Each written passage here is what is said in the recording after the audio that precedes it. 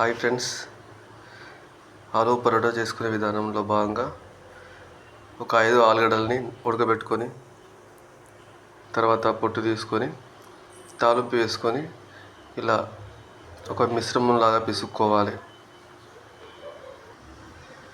దానికి సరిపడే చపాతీ పిండిని తడుపుకొని ముద్దను రెడీ ఉంచుకోవాలి.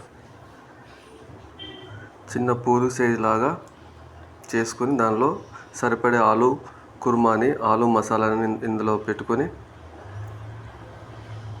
దగ్గరికి అలా అనుకొని పిండి ముద్దలాగా దగ్గరికి అనుకోవాలని.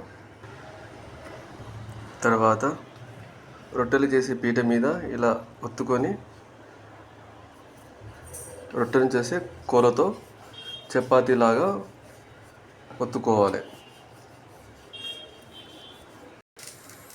తర్వాత రొట్టెల పెనం మీద కాలే వరకు గోలించాలి.